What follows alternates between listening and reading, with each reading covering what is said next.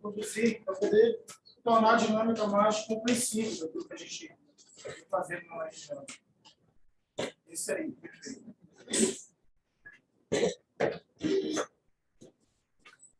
Obrigado. Eu não fui fiel no tema, porque nos últimos meses a gente está muito falando de Amazônia, de mercados legais. Pode passar, Isa, que eu achei um pouco simples aqui. Bem, vou destacar aqui, primeiro elemento importante que a gente tem que compreender em relação à Amazônia, para ser fiel aos 10 minutos, é de que é preciso compreender que nós fizemos um mapeamento e identificamos 3 zonas de estabilidade fronteiriça na região. Eu fiz isso porque é impossível nós tentarmos compreender as ações do crime organizado hoje na região amazônica sem compreender a relação desses grupos locais, regionais e grupos que atuam na região sudeste com grupos que atuam na fronteira, sobretudo na Bolívia, no Peru, na Colômbia e hoje, principalmente, com grupos da Venezuela. Venezuela e Peru, principalmente. E aí nós definimos em 3 zonas de estabilidade. Uma na cara norte, uma na tríplice fronteira, né, que diria que hoje é uma das mais tensas, e a zona de fronteira Brasil-Bolívia. Pode passar por uma, bem. E aí é óbvio que a gente não pode estar de considerar que existe um conflito histórico, problemas históricos na região amazônica. Desde os anos 80, o narcotráfico já utilizava a região como um importante corredor. A questão é que nos últimos anos o Brasil vem se consolidando enquanto mercado potencial. Hoje nós já somos o segundo maior mercado consumidor de cocaína. E não só a questão que envolve a cocaína na região, na entrada na fronteira, mas também hoje também escampo de origem colombiana. E no estado do Pará, a expansão do plantio de maconha, sobretudo na região que chama de Código da Maconha.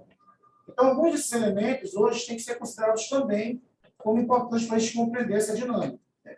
E claro que nós tivemos nos últimos meses uma manutenção dos conflitos fundiários, em função de uma série de questões que envolvem as próprias políticas do governo federal, de desmantelamento de várias instituições que tinham um papel fundamental e que hoje vem tendo uma fragilidade que vem contribuindo para isso.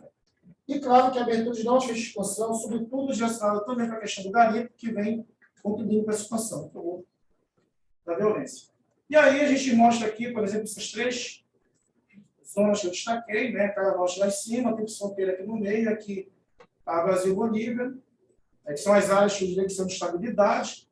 Essas setas vermelhas aí, elas mostram o avanço da fronteira econômica hoje, principalmente destacando as queimadas. Inclusive, na semana passada, nós já tivemos o maior pico de queimada dos últimos 10 anos. Já ultrapassou. Inclusive, mês passado, também os incêndios que foram realizados por uma na região já ultrapassaram do dia de 2019. Então, essa frente, hoje, ela acompanha a BR-63, Cuiabá-Santarém, segue em direção ali à região de Altamira, Itaituba, pega ali a região da Transamazônica, inclusive com a retomada dos conflitos na região de Anapu, onde teve lá a questão da irmã Dorothy, e vem seguindo ali em direção também ali, o sul do estado do Amazonas. E aqui a gente identifica, então, quando essas redes elas estão conectadas. Eu destaquei nesse primeiro momento aí a questão que envolve o garimpo legal, ali onde está mapeado o céu mais claro, onde a gente tem esses focos, o garimpo legal, por onde as redes do narcotráfico, as rotas, elas atravessam o estado do Amazonas, o estado do Pará, o Mato Grosso, o Acre, enfim, as várias conexões. Vocês vão perceber, então, que praticamente toda a região ela está integrada a essas redes, e tu vê, então, que algumas dessas redes de tráfico de drogas, da cocaína, ela atravessa as regiões de garimpo, e por isso que é muito comum a gente encontrar madeira, contrabando de ouro ou manganês também, que está fazendo tratamento, com cocaína junto, em direção à Europa, Porto de Vila do Conde, por exemplo. Faz um favor. Aqui, aonde os grupos estavam até 2021, identificados, são vários grupos que a gente colocou aí, do bonde dos 13, a Comando Classe A, ao PCC, o Comando Vermelho. Hoje, o Comando Vermelho é hegemônico na região de Manaus, mas ele avançou para a região de Altamira hoje, inclusive a violência de Altamira começou a se intensificar a partir da chegada do Comando recentemente. Eles estão utilizando a mesma técnica utilizada, por exemplo, em Manaus. aquelas ações violentas de chegar, entrar no local, ir atirando, enfim. Existe um grupo rival deles lá, que é o Comando Classe A, que tem uma aliança com o PCC e que hoje também atua na região de Rondônia. Mais uma, por favor. E aqui, a multiplicidade de grupos, né, que tem nessa região da Pan-Amazônia. Porque eu estou indo para além do território nacional, do território brasileiro, que eles chamam de internacional, e essa multiplicidade de grupos aí é que envolve essas conexões, tanto de grupos que atuam na Venezuela, como tem Araraquara, que hoje cresce a presença em território brasileiro também, como também desses garimpeiros do Brasil e território venezuelano, inclusive em áreas indígenas também, e que marcam essa dinâmica dos conflitos. Por favor, mais um. Bem, e aí, por que o Vale do Jaguari ele se tornou tão falado nos últimos anos? Porque é uma região que ela serve de contato para uma área chamada de Rio Solimões, que é uma importante rota da cocaína de origem peruana. Hoje, a grande parte da cocaína que atravessa a Amazônia é de origem peruana. Então, atravessa a região do Jaguari, em direção ao Solimões e segue em direção a Manaus, e aí tem várias alternativas. Se você for pegar o levantamento, foram várias pistas de pousos que foram criadas em territórios e fazendas na região amazônica, e o tempo todo nós temos a travessia, essa entrada de aviões que estão para lá e para cá, nessa dinâmica aí, e que atravessa tanto o manganês, tanto o ouro, quanto cocaína. Então, para além dessas facções que surgiram na região, nós temos grandes grupos empresariais, com CNPJ, entendeu? Com atores políticos, com facilitação de prefeitos de municípios, como acontece, por exemplo, em Itaituba, onde prefeitos dão documentos autorizando a exploração de ouro em território indígena, como se fosse competência dos prefeitos do município fazer isso. E a região, ela se tornou para nós porque ela é uma área de passagem. Só que não é só a questão da cocaína que entra ou da atuação do grupo chamado de espias, lá em Tabatinga, mas garimpo, madeira, agora, mais recentemente, a questão do pescado, a conexão que se dá com o mercado norte-americano, tudo que pareça, através do Onex para chegar lá em Miami, para ser comercializado. Eu acho que é um fenômeno novo que tem que ser investigado. E, claro, que a ameaça, então, que se dá a partir da presença desses grupos em relação às comunidades indígenas. E vocês podem ver que existem vários grupos indígenas nessa região, inclusive indígenas isolados também nessa área ali. Então, é uma área hoje de tensão. E ela precisa ser olhada com cuidado para o governo federal, e sabe como é isso que vai acontecer. Bem, e aí, alguns problemas emergenciais. Essa imperialização das regiões da Amazônia, ela não é só um resultado dessa dinâmica de compreensão das facções, de ter que expandir as ações, porque no caso da Amazônia é uma realidade estratégica, porque vai ter contato com essa entrada de cocaína para poder chegar no mercado. Tanto é que a ida do Comando Vermelho para o PCC, para a região, ela está muito relacionada a essa disputa pelo controle das principais rotas de entrada aí de cocaína no Brasil. Mas a gente pode destacar também que essa imperialização, ela hoje é uma ameaça para as indígenas, porque nós temos presença de grupos de facções em comunidades indígenas do Acre, Roraima, Rondônia, e no caso do Pará, esse ano, 39 quilombolas relataram a presença do Comando Vermelho. Inclusive, algumas delas com lideranças sendo ameaçadas. Tem uma comunidade, por exemplo, de Barcarena, que eles entraram no território, eles lotearam as terras e estão vendendo. E, mesmo assim, ainda ameaçaram as lideranças dessas comunidades. Então, isso é um problema. A gente tem que criar uma estratégia para poder resolver isso. Não sei como é que vê isso, mas eu vejo as coisas ficarem muito piores. E, claro que essas rivalidades de território na região, Belém, por exemplo, é comandada pelo Comando Vermelho e pela milícia. Tanto é que eu até destaquei uma observação, que às vezes a gente, quando vê redução de homicídio, aí a gente vai culpar só a segurança pública, que fez um trabalho eficiente, em alguns locais, com tudo de facções rivais, e tu tem aquela política de aproximação, é óbvio que cai tanto os homicídios, como cai também os dados de furtos, roubos e por aí vai. E claro que é importante, como eu falei, que essas relações transfronteiriças. Mas, por favor, pelo Cerrado. Aqui o dado anuário que mostra, por exemplo, esse aumento da violência. Enquanto o Brasil diminui, na Amazônia aumenta, todas as regiões do mundo na Amazônia aumentou, e a gente vai perceber depois que vai aumentar, justamente nessas áreas que tem a questão da vilagem e do garimpo. Se for colocar as capitais, Manaus, por exemplo, entre as capitais mais violentas do Brasil hoje, por conta dessa disputa muito violenta entre as facções. Começou com 2, agora tem umas 4 facções, só em Manaus, disputando a hegemonia. Então, mostra aqui que a nossa média, no caso de mortes violentas intencionais, ela é maior do que a média nacional. Mais um, por favor. Bem, esses são os municípios que estão entre os 30 mais violentos do Brasil, né? Destacar aqui, todos esses são municípios que têm origem ligada a algum tipo de atividade criminosa. Por exemplo, o Banac, é um município que surge da Estação Legal de Madeira. Tanto é que o nome do município é o nome da empresa que fazia essa estação de madeira na região. Novo Progresso, os fundiários aumentaram lá. São Luís de Outro Fio, Anapu, inclusive semana passada tiveram 3 mortes em Anapu.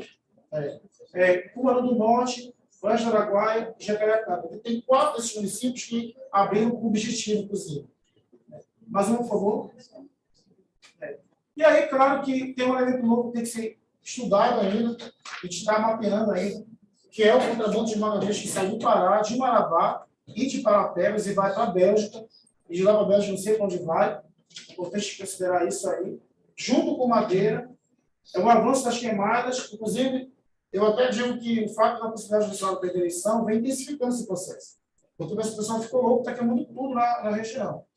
E, claro, que a gente não pode destacar a fragilidade do IBAMA, da FUNAI, da Polícia Federal, em termos de fiscalização e controle daquela região. Isso potencializou a atuação de grupos criminosos, não só esses grupos que eu citei, mas outros grupos com ligação com políticos, com partidos políticos, com grandes empresas, que têm interesse na mineração, no manganês, na cassiterita, no ouro, na legalização da exploração de madeira, por aí vai. Mas, por favor, meu bem. E aqui, as áreas de garimpo hoje que estão enfrentando esse conflito. Né? Roraima, inclusive a Raposa Serra de Salvador, pode ter conflito novamente. Né? São comunidades indígenas que são diretamente afetadas por esses conflitos, inclusive por mortes de indígenas. Você vai fazer levantamento de comunidades indígenas sendo invadidas, porque, inclusive, no caso de Itaituba, até uma milícia do garimpo surgiu lá. Vocês têm uma ideia, que invadiu o território indígena e que ameaçou as lideranças. Por favor. Aqui também tem que acelerar a entrada do garimpo e da conservação. No caso também, a região de Itaituba está crescendo. Mais um, por favor. E aqui, no caso, vou destacar, porque eu não consegui fazer de Manaus, mas Belém aqui, aonde o Comando Vermelho chegou.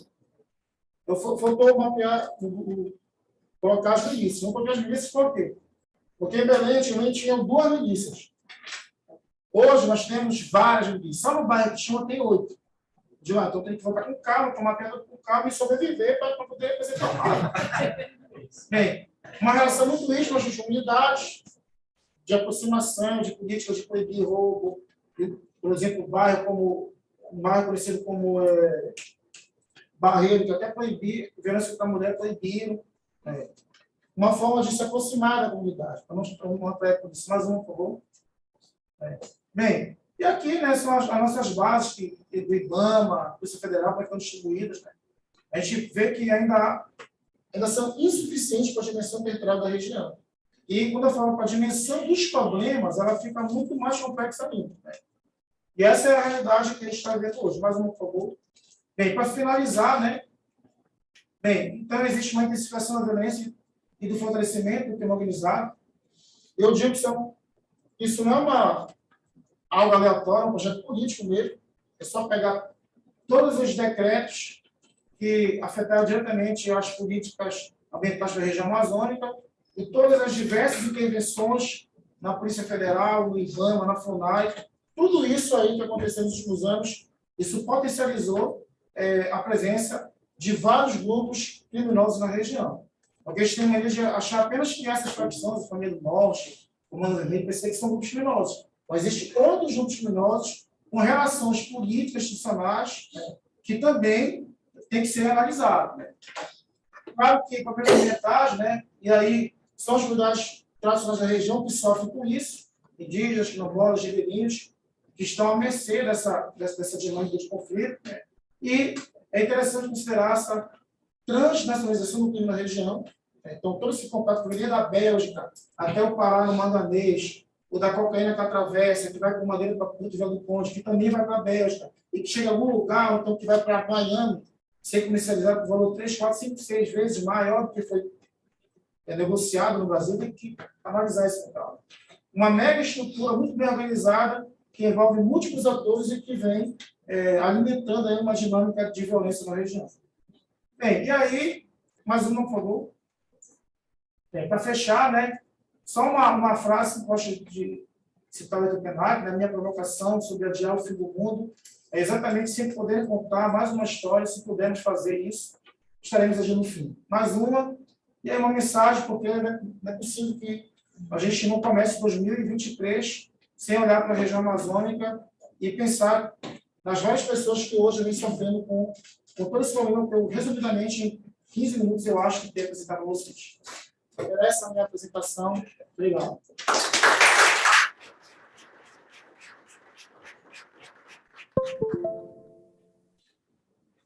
Obrigada, Leala. Vou fazer você no celular, que eu não sei como é.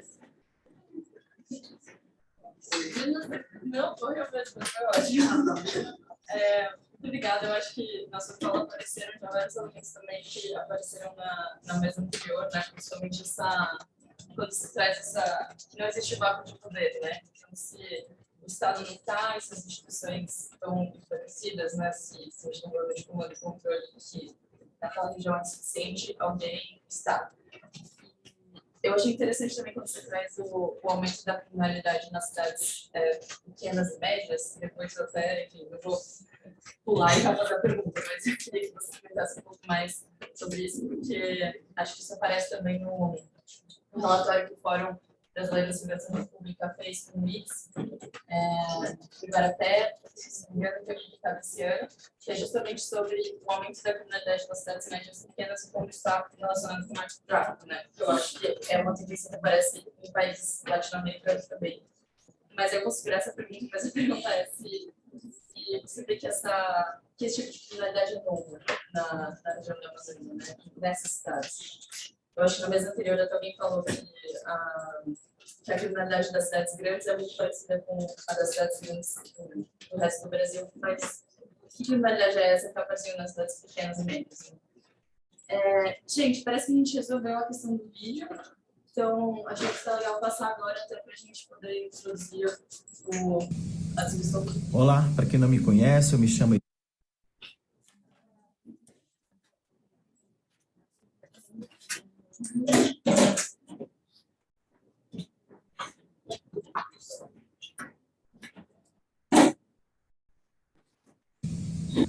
Olá, para quem não me conhece, eu me chamo Eliésio Marubo.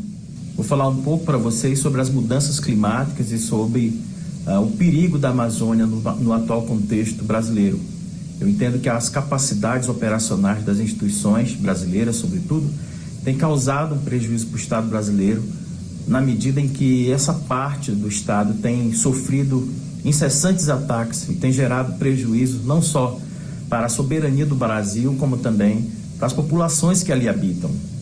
A ausência do Estado na Amazônia tem causado, por exemplo, morte de indígenas e a morte de ativistas.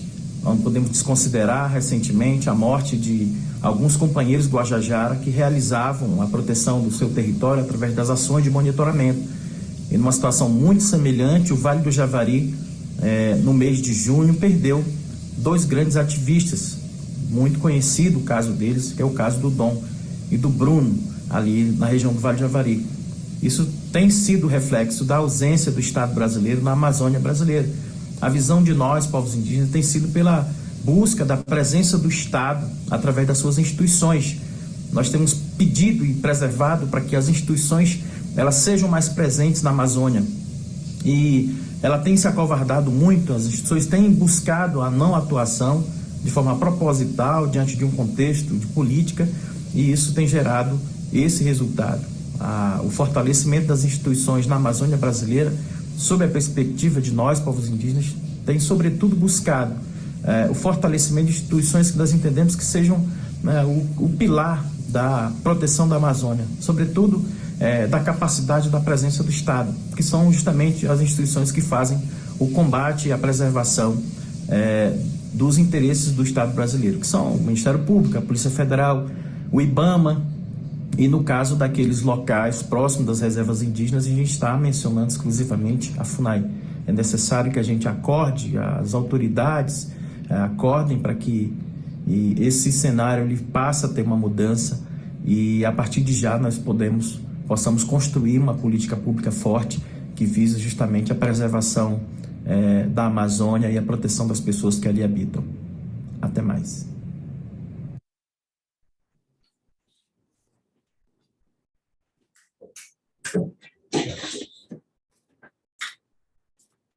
Então, eu queria passar para a Mônica.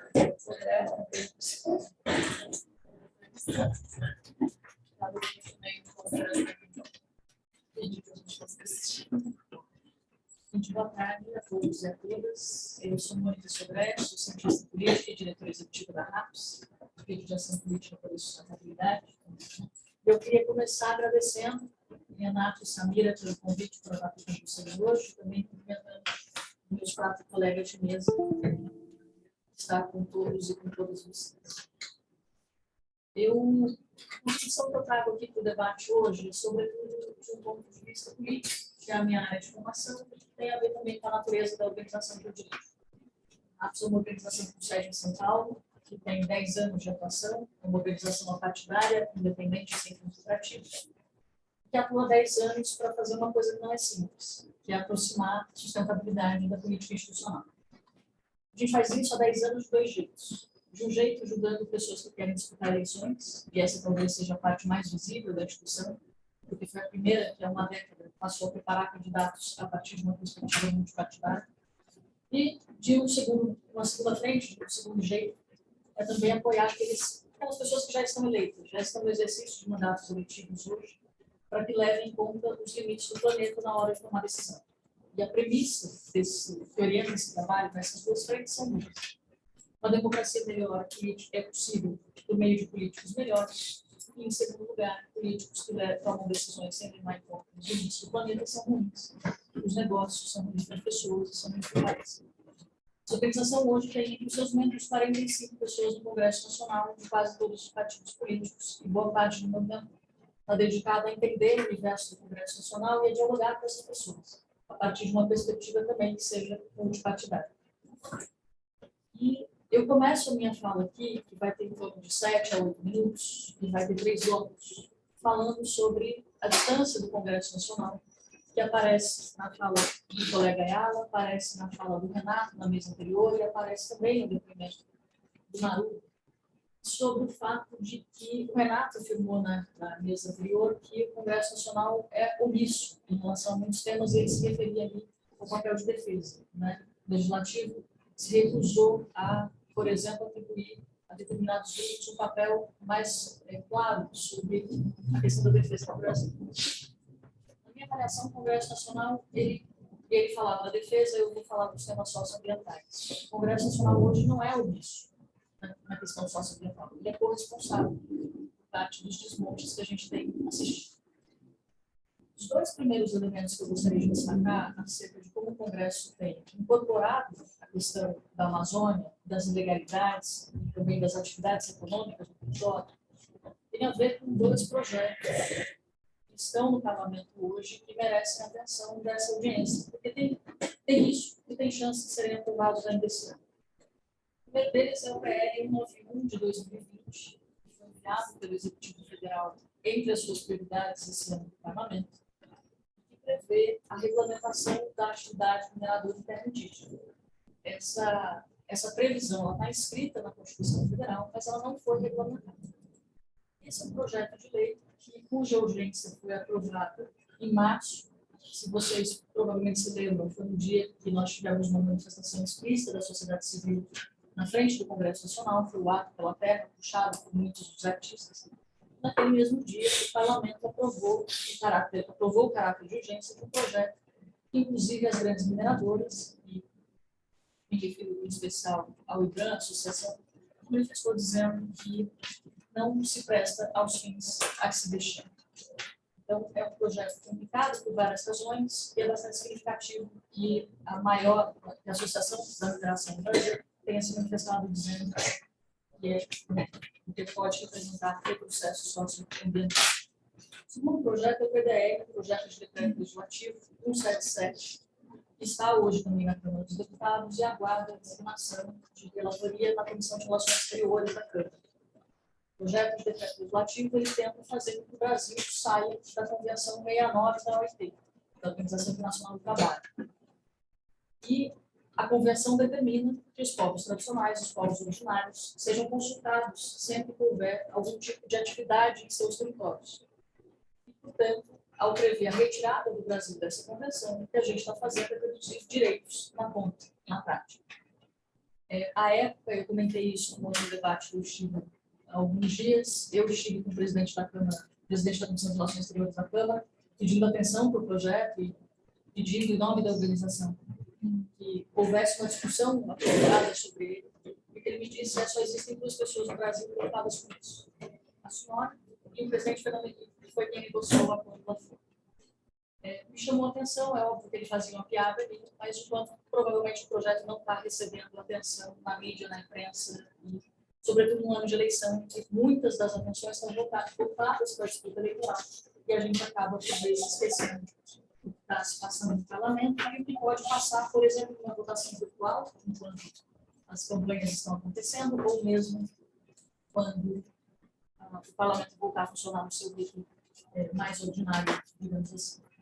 Esses são os meus dois primeiros destaques, olhando para o parlamento hoje. Mas eu fiz uma afirmação no começo sobre o Congresso ser corresponsável por parte dos problemas socioambientais que nós temos, e eu queria contextualizar isso. Nós lançamos há cerca de 3 ou 4 meses, e esse estudo sofreu uma atualização recente, um estudo que foi uma parceria entre a Rede de Ação Política pela Sustentabilidade e uma concertação pela Amazônia.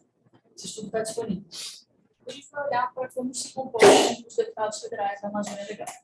A lógica aqui a gente conhece um pouco sobre a ilegalidade, um pouco sobre as informalidades, mas talvez a gente conheça pouco sobre os elementos políticos da região. O que importa? Porque são 9 estados, que é mais de metade do território, que são mais de 600 municípios. A gente vai olhar para como se comportam os representantes da população brasileira, que é esse o papel do deputado, na região da Amazônia Legal, em 7 temas que foram objeto de votação nominal na Câmara dos Deputados. O que a gente contou é que 91 deputados, 46 votam contra as pautas socioambientais. Isso significa que os representantes da população eleitos em região de floresta não necessariamente têm compromisso com a floresta. Ao olhar para a questão partidária, a gente nota que depois de 4 de abril, que é o fim da janela partidária, aquele momento em que a lei permite que o deputado, a senadora, mude de partido político sem penalidades, boa parte dos partidos da região que ganhou representantes, os 2 partidos que mais ganharam representantes na região foram o MDB e o PL. Se a gente for olhar para os partidos que mais votaram contra as pautas socioambientais, a gente tem PL, PP, Republicanos, Avante e esqueci de um. PSC. São os 5 que a gente pode ranquear como os menos comprometidos com a pauta socioambiental. Onde é que isso se liga com a eleição desse ano? Nós temos, depois da janela partidária, PL, PP e Republicanos como os partidos que mais ganharam apoio na Câmara dos Deputados. E esses 3 partidos fazem parte da base de apoio do presidente hoje. E eles representam essa base de apoio do presidente representa aproximadamente 40% da Câmara dos Deputados. Pós-janela partidária, se a gente for olhar para o grupo de apoio do ex-presidente Lula, isso representa algo em torno de 20% da Câmara dos Deputados. Eu quero dizer objetivamente que o presidente Jair Bolsonaro hoje tem, dentro do parlamento da Câmara dos Deputados, mais apoio do que os seus adversários que estão concorrendo com ele nas eleições. Além disso, 1/4 dos deputados estaduais hoje estão filiados a PL, PP e Republicanos. São também partidos, no caso do PL e de alguns outros, que a gente costuma chamar de centrão, alguns dos que mais têm recursos públicos à sua disposição nas eleições desse ano.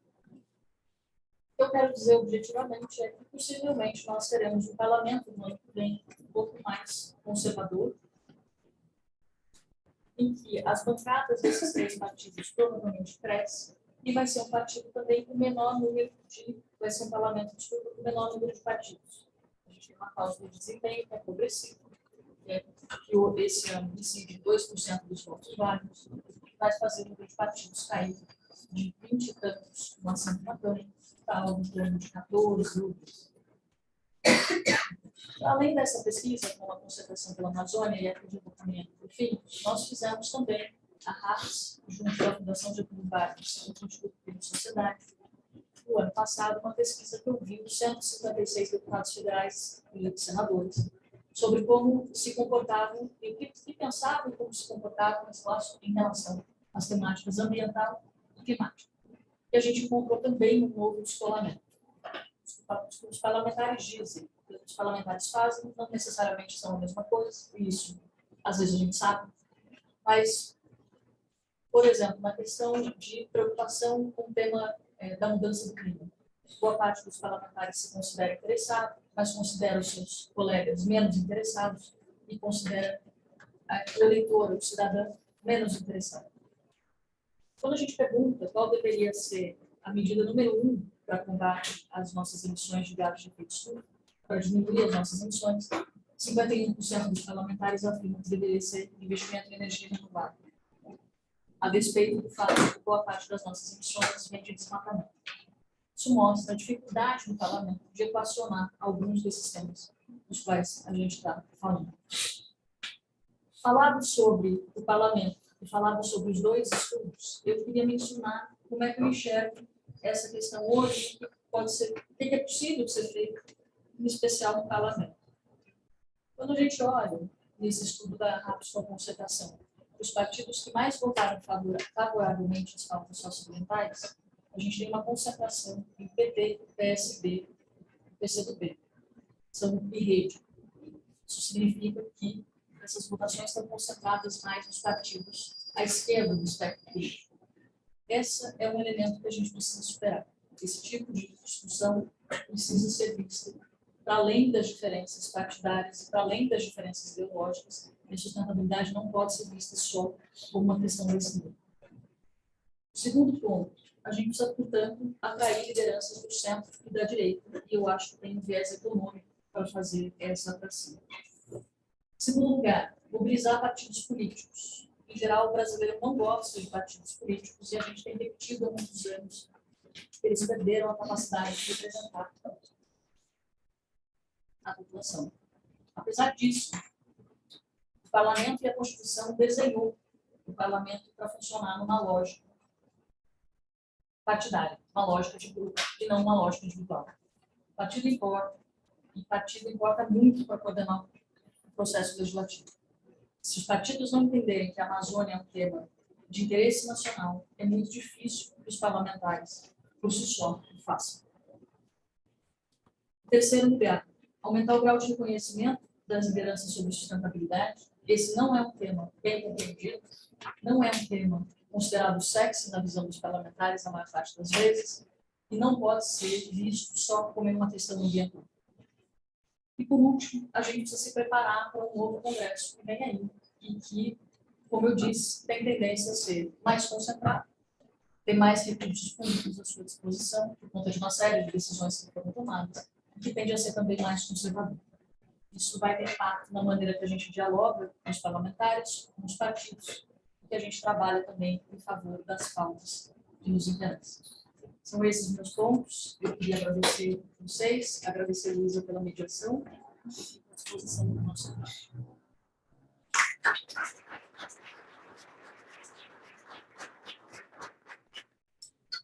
Obrigada, Mônica. Você é sempre muito objetivo. Eu queria fazer pequenos comentários, e aí, óbvio, eu vou puxar sardinha sobre a RAPS também, então conheço a fundo esses estudos. Mas só de complementar, assim, né? Eu acho que Eu acho especialmente interessante essa descoberta do nosso estudo quanto ao espectro político-ideológico, onde estão concentradas as votações mais ou menos favoráveis ao meio ambiente, né? Justamente para a gente entender que pauta ambiental não é uma bandeira de nicho, ou ao menos não deveria ser uma bandeira de nicho. Mas isso leva ao desafio de levar o meio ambiente como uma pauta eleitoralmente mais atrativa para o eleitor, né? E aí eu acho que isso também é algo que a gente faz na RAPS, de pensar como transformar a narrativa não, né? Mas como levar para o eleitor que o meio ambiente é um problema de primeira mão e não de segunda, ele é um problema de hoje, não um problema de amanhã, né? Dito isso também, acho que tem um outro ponto muito importante, que algo que a gente também está olhando na RAPS, que é preparar lideranças locais e capacitar essas lideranças locais e tornar as candidaturas delas mais competitivas. Porque a gente sabe que tem uma simetria muito grande de acesso aos pleitos, dependendo de que candidato você for, e se você é uma liderança indígena na Amazônia, certamente tem uma dificuldade de acesso ainda maior. Mas também esse debate de como pensar em formar lideranças locais da região norte mais competitivas é algo muito importante para a gente pensar nas próximas eleições também. E como colocar essas pessoas no Congresso, né? A gente só tem uma deputada indígena no Congresso hoje. Isso é muito pouco, considerando que tem 91 deputados federais da região da Amazônia Legal. Todas essas considerações, eu queria passar. Boa tarde a todas e todos. Eu queria agradecer o convite me feito pelo nosso querido Renato Sérgio Lima, cumprimentar todos aqui da mesa. É uma honra estar aqui na presença de todos e ouvir não só especialistas em violência, em preservação da Amazônia, preservação ambiental, mas também contar com a presença extremamente qualificada da ministra Isabela Teixeira, que nós estudamos juntos, eu acho que ela deveria viver como era garotinha. É verdade que somos contemporâneos na Universidade de Brasília, mas ela se excedeu em muito nesse papel de gestão ambiental no Brasil, colocando o Brasil durante um longo período como o país que mais avançou a agenda ambiental do mundo, liderou esse processo de discussão, de proteção e preservação do planeta. Eu acho que Isabela merece todos nós uma salva de palmas. É justo porque qualifica o debate que nós estamos aqui dispostos a travar nessa 1h30. Mas agradeço também o fato de a sociedade civil estar muito articulada, e a sua participação aqui é muito importante, porque mostra o nível de percepção da sociedade civil para os problemas brasileiros. E a força da sociedade civil é base de uma democracia vigorosa, e é isso que nós almejamos para o nosso país. O título da mesa é Mercados Ilegais e Violência na Amazônia. Eu vi isso aqui na mesa anterior e hoje, várias exposições a respeito de como o crime organizado ele tomou conta da Amazônia. Isso se expressa sob a forma de tráfico de drogas, desmatamento, expansão do arco do desmatamento para plantio de culturas ilícitas, exportação ilícita de madeira, importação irregular e uso de pesticidas e de mercúrio, uso de trabalho escravo para o desmatamento, e como o crime organizado hoje ele tem uma influência muito grande sobre as instituições políticas e as instituições públicas nas diversas unidades da federação, seja o município, seja o estado, na Amazônia. Em geral, esse tema de como enfrentar mercados ilegais ou a violência na Amazônia é abordado sob a perspectiva de investigação, repressão penal, punição dos infratores, desmantelamento de quadrilhas. Eu acho que essa é uma perspectiva realmente adequada e necessária. Mas é preciso que a gente compreenda que, ultrapassado um certo nível de violência e de assunção de uma sociedade pelo crime organizado, muito dificilmente apenas o aparato de investigação, de punição penal, dá conta de resolver esse problema. Eu acho que essa é justamente a situação em que toda a Amazônia Legal se encontra hoje, nesse momento.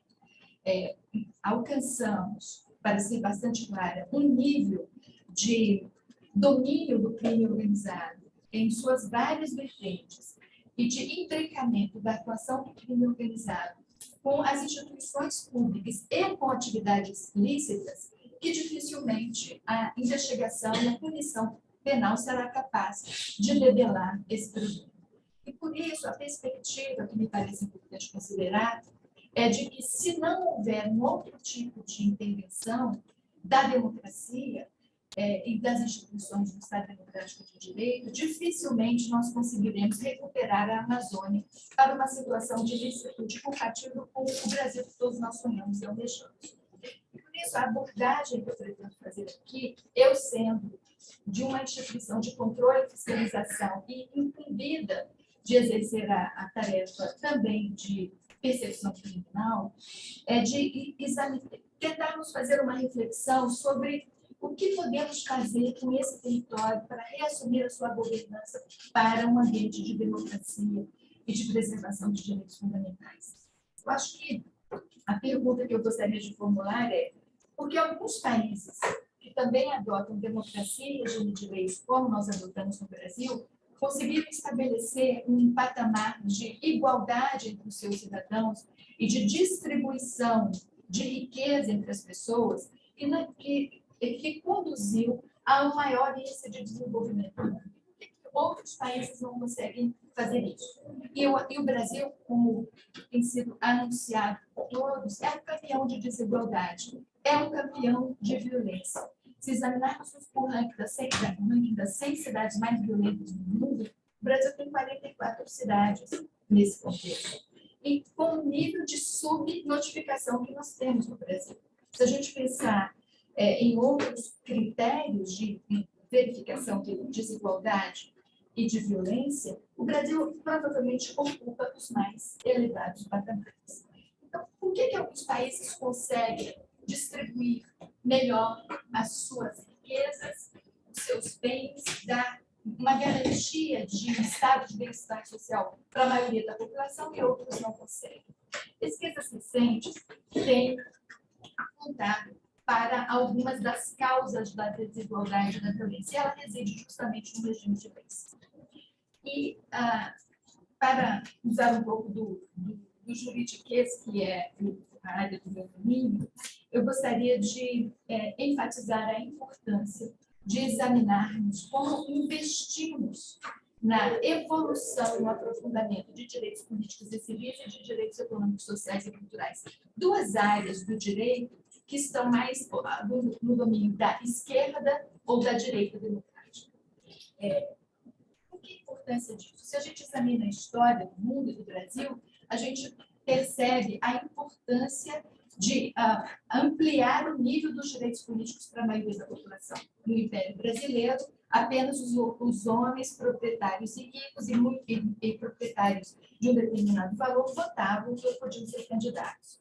E a história do século XX foi a ampliação dos direitos políticos ao ponto de, na Constituição de 1988, pessoas a partir dos 16 anos e até com mais de 70 anos, pobres ou não, alfabetizados ou não, prisioneiros ou não, podem votar. Essa ampliação dos direitos políticos permite que as leis feitas no parlamento sejam mais inclusivas e distribuam melhor os direitos assegurados no regime de leis. Nós estamos falando que estamos no Estado Democrático de Direito, portanto, o respeito ao regime de leis é importante. Então, essa distribuição dos direitos para todos, ou mais igualitariamente, é muito importante. Veja o que aconteceu com as mulheres. A partir do momento em que as mulheres puderam votar e ser votadas, houve uma ampliação dos direitos civis das mulheres. Elas, que até então não podiam gerir o próprio patrimônio depois de casadas, não tinham a guarda dos filhos, não podiam frequentar a escola, as universidades, não tinham políticas públicas de proteção da sua integridade física, passaram a contar no Código Civil com direitos específicos que foi preservando a sua identidade civil e o modo de sua participação e proteção na vida privada e na vida pública. Na área dos direitos econômicos, sociais e culturais, nós temos falado muito da importância de proteger o direito à educação, o direito à saúde e o direito ambiental. O meio ambiente saudável, equilibrado para esta e para as futuras gerações é uma garantia constitucional e também contida na legislação ordinária comum. Eu faço essa pequena digressão para que a gente, para chamar a atenção de todos, para a importância de examinarmos o que tem acontecido com os direitos civis no país. O Código Civil, que aparentemente contempla a todos, ele discrimina alguns. E essa dificuldade de ter direitos civis e de ter assegurado um modo de implementação de direitos civis que está, na minha visão, na causa de muitos dos nossos problemas que levam à desigualdade, que levam à violência. E vou exemplificar, dando alguns exemplos para que vocês consigam entender o que eu quero dizer. Os direitos, todos nós, e a maioria da população, pesquisas recentes mostram, a maioria da riqueza do mundo está na mão dos mais pobres. Todavia, os mais pobres não têm título sobre essa riqueza e, portanto, não participam do mundo. Se a gente está pensando em preservar a Amazônia, eu acho que a gente tinha que pensar em 3 coisas. A primeira, assumir o conceito de que precisamos desenvolver uma civilização ecológica. E para que ela sobreviva, seja sustentável, precisamos criar para ela um mercado. E esse mercado tem que ser o da proteção e o da preservação da floresta em pé, da biodiversidade, da sociodiversidade, de toda a população que ali habita. E para que isso possa ser sustentável, é preciso que esse mercado gere renda e riqueza. Esse eu acho que é um bom conceito para a gente olhar para uma solução contra mercados ilícitos e contra a violência que hoje acontece na Amazônia. Precisamos liderar um processo de civilização ecológica no país. E isso seria assumir um rumo para uma política pública de proteção da floresta, da biodiversidade e dos povos que nela habitam. E por que digo isso? Porque a Amazônia tem muita riqueza, mas essa riqueza não é um bem jurídico. E ela não sendo um bem jurídico, ela não é titulada e ela não é objeto que possa estar no mercado, nem que seja o mercado de carbono ou o mercado de proteção e preservação da floresta em pé. Só a titulação adequada desse tipo de direitos civis é que nos permitirá obter renda a partir dele. Por que digo isso? Os povos indígenas, por exemplo, eles têm um direito civil importantíssimo, é o usufruto das terras indígenas e de toda a riqueza que nela exista sobre o solo. Mas essa riqueza não é um bem negociável, por exemplo, no mercado de carbono. As empresas hoje que negociam a preservação da floresta em terra indígena, elas celebram o contrato de arrendamento com os povos indígenas. Esse contrato, que contém uma cláusula que é inconstitucional, que é o controle da empresa sobre o que se faz no território indígena, esse título é um bem jurídico negociado no mercado de carbono. E, portanto, é um preço fixado no contrato entre uma empresa e um povo indígena que não tem valor de mercado, porque ele é negociado pela empresa com esse povo por um determinado período, no preço que ela estabeleceu, não no preço do mercado. E esse modelo alija grande parte da população, a população indígena, por exemplo, de um mercado promissor de preservação da floresta. Por que eu acho que essa estratégia de examinar o que está acontecendo nos direitos civis, no Código Civil, na Lei de Proteção de Direitos Civis, é importante? A Lei de Registros Públicos, por exemplo, a lei que regulamenta o cadastro ambiental rural. Por que isso é importante? Porque titula, você transforma a riqueza em bem. É o que faz a lei civil no país. A maioria da população da Amazônia tem riqueza, mas não tem bens. Os coletores, a população que habita as margens do rio, a população que tem posse, a que faz arrendamento ou que faz meação, ela não consegue fazer o registro dessa riqueza na lei de registro público. O cartório, para transformar essa riqueza num bem negociável, por exemplo, num promissor mercado de carbono da Amazônia que a gente poderia no país criar. Hoje, apenas aqueles grandes proprietários que conseguem esse registro de propriedade ou até de posse ilícita entram no mercado de carbono. A população em geral não. E é justamente esse o nó que os grandes países, que são democracias e têm regimes de leis, fizeram ainda antes do século XIX. A Inglaterra resolveu esse problema, os Estados Unidos também, todos os países europeus desenvolvidos definiram o patamar de direitos civis, distribuindo-os mais igualitariamente entre a população. O Brasil não fez isso. A nossa legislação, feita por proprietários, aqueles que sempre foram os parlamentares, legislou para si próprio. Nós temos, e achamos natural, por exemplo, que os beneficiários da reforma agrária sejam impedidos de negociar o seu lote uma quantidade enorme de anos depois que são titulares. E isso impede que eles tenham o quê? Acesso a crédito, acesso a uma política pública que não seja considerada um favor do Estado, mas é uma política pública que não os emancipa. Esse tratamento diferenciado entre proprietários é uma lei, é fruto de uma discriminação contínua na lei. E, portanto, uma discriminação que é incompatível com a Constituição brasileira. A desigualação dos direitos civis eu não tenho dificuldade de afirmar isso com muita convicção, uma das principais causas de desigualdade social no nosso país. As leis civis discriminam.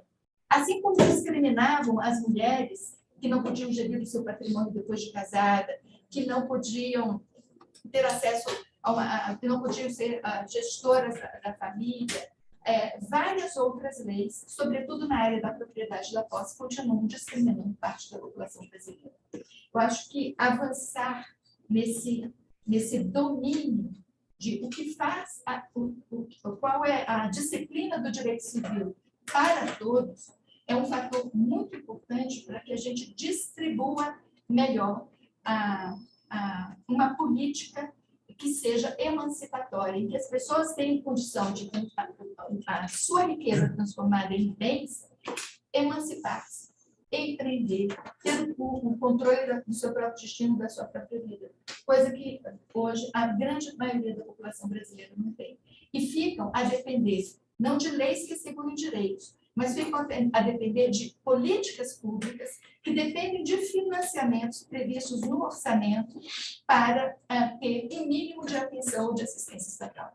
E isso não é uma atitude do regime de leis que seja, que trate a todos no nível que o regime democrático exige, trate a todos como cidadãos iguais, merecedores do mesmo nível de proteção do regime de leis.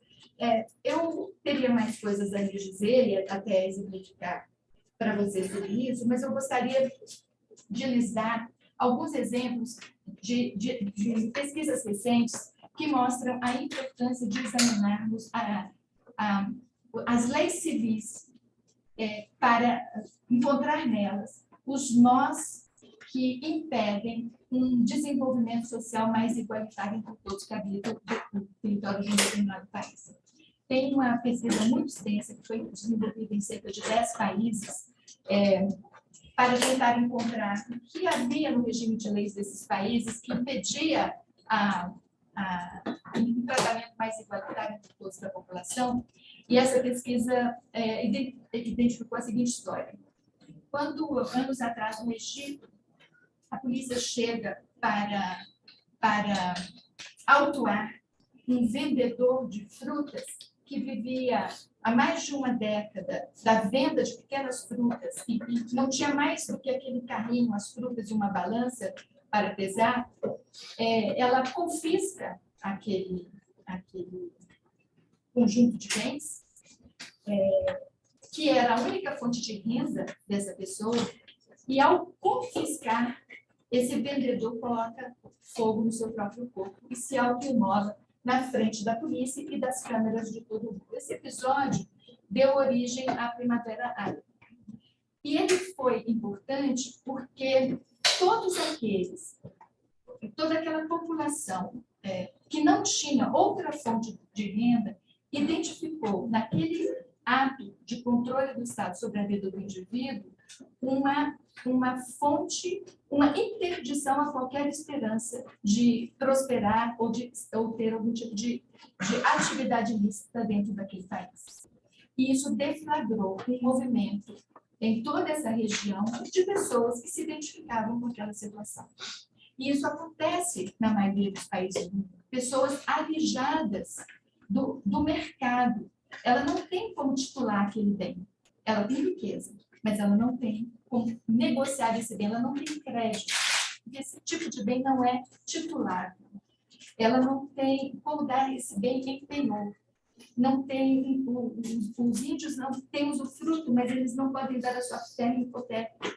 Não tem como garantir isso no mercado. Então, essa reflexão, ela me parece muito importante, porque ela está na base daquilo que um Estado democrático de direito garante, que é que todos sejam tratados de forma igual perante a lei.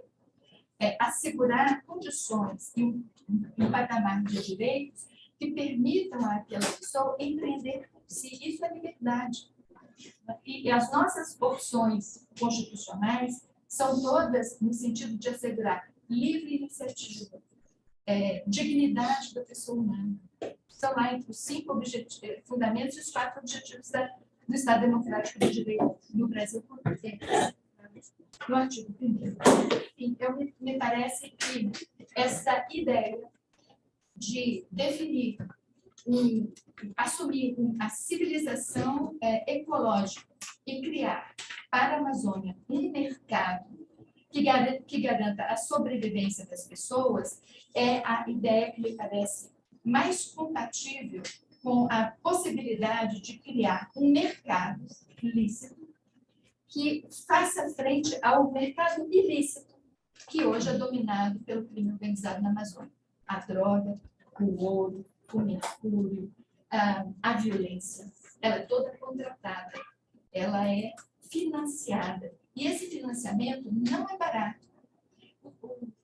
As ações de trabalho escravo, por exemplo, que é responsável por 2 décadas, eu já vou concluir, pelo desmatamento na Amazônia, e ele foi feito toda a base de trabalhadores aliciados no Piauí, Maranhão, para ser levados para o interior do Pará, depende de financiamentos muito elevados, assim como todo o crime organizado na Amazônia.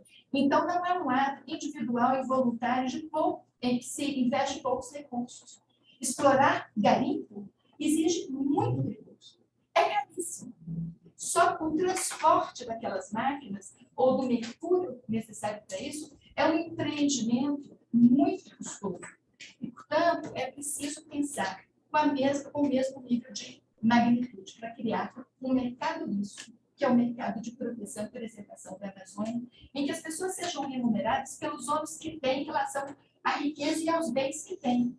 Se eu tenho o ônus de preservar a Amazônia e mantê-la em pé para esse Brasil e para o planeta, e posso disso obter renda, eu tenho um incentivo para agir assim.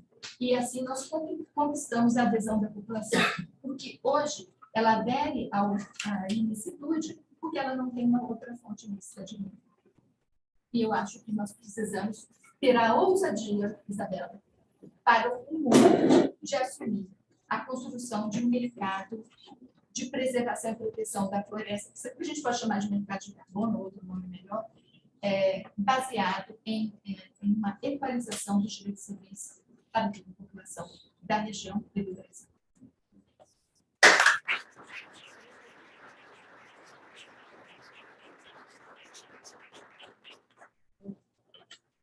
Obrigada, desculpa ter Não, te avisado. me empolguei aqui, me estendi um pouco. Relaxa, é sexta-feira.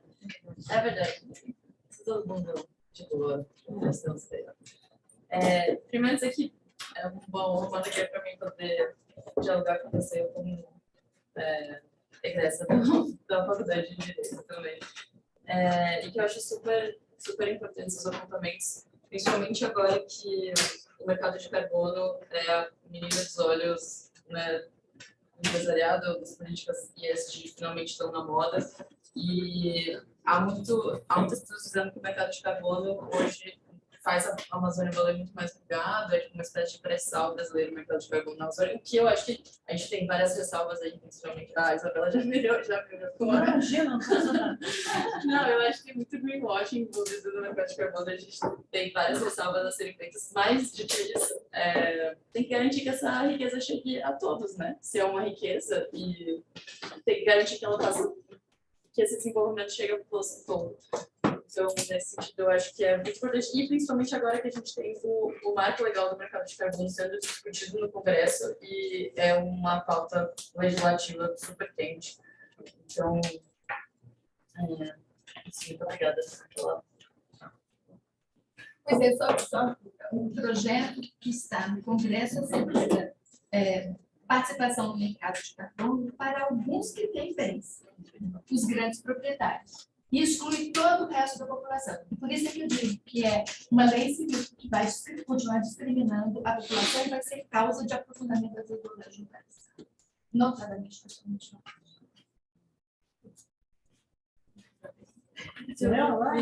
Eu gostaria de convidar a doutora tomar um choque, fica mais relaxada, mas terminar, o problema está resolvido, ela está.